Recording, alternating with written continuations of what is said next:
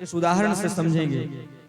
एक व्यक्ति बाजार में जाता है और दर्पण खरीद कर लाता है। उसने कभी दर्पण देखा नहीं था और बाजार में गया तो बड़ा सा दर्पण दिखा, उसमें उसने स्वयं को देखा। तो जब दर्पण कभी देखा ही नहीं था तो दर्पण में जो व्यक्ति दिखा तो उसे लगा कि ये कोई विशिष्ट व्यक्ति होगा। तो उस व्यक्ति ने कहा भाई साहब प्रणाम, तो उसने भी किया भाई साहब प्रणाम। तो दुकानदार से पूछा कि ये वस्तु मुझे चाहिए, तो बोले पैसे दो ले जाओ।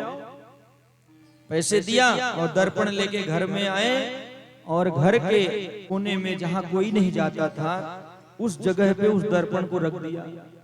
अपना भोजन करता, घूमता फिरता और जब समय मिलता तो फिर से जाता, उस शीशा के सामने खड़ा होकर बोलता भाई साहब ठीक ठाक है, कोई दिक्कत तो नहीं है।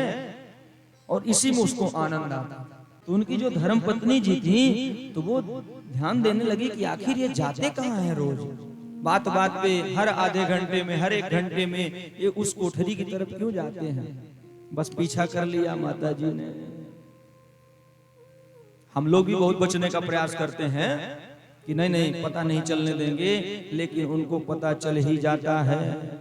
उसी तरह से वो पीछे पीछे माता जी गई और जब वो बात करके निकले तो माता जी भी गई, उसके समक्ष खड़ी हुई तो उसमें नवयुवती एक दुल्हन दिखाई दी। तो उसने कहा कि अच्छा अब मैं समझ गई, ये तेरे कारण, तू मेरी सौत है, तेरे कारण ही मेरे पति बार बार तुझसे मिलने के लिए आते हैं। अब तो उसने सारा घर उठा लिया अपने सिर पर। माता जी जो थी, सास जो थी, उनसे कहा देखो तुम्हारा बेटा क्या गुल खिला रहा है, चलो देखो।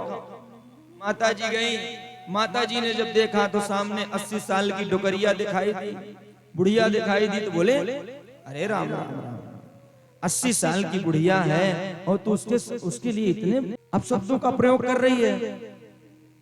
तो बोली आप वृद्ध हो गई हैं तो आपकी नजरें भी कमजोर हो गई। अरे वो 80 साल की थोड़ी ना है, वो तो 20 वर्ष की है।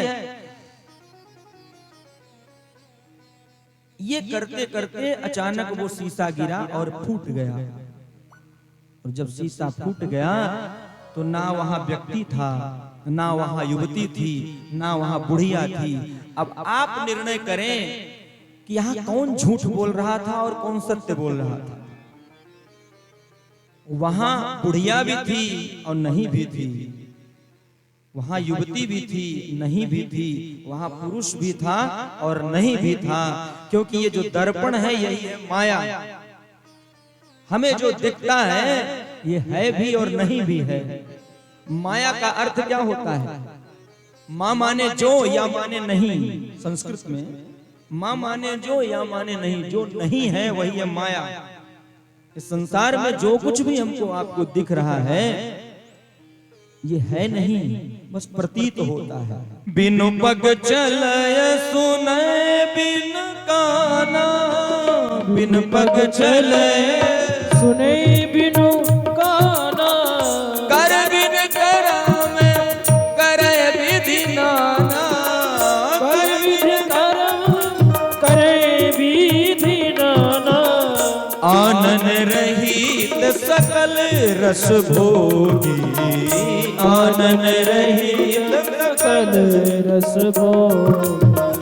बिन वाणी बकता बड़ जोगी, बिन वाणी बकता बड़ जोगी, बकता बड़ जोगी, बकता बड़ जोगी। बिन पग चले सुने बिन काना, बिना पैर, पैर नहीं है लेकिन वो चलता है। सुने बिन काना, कान नहीं है लेकिन वो ईश्वर सब कुछ सुनता है। चींटी के पग नूपुर बाजे सोई साहेब सुनता है।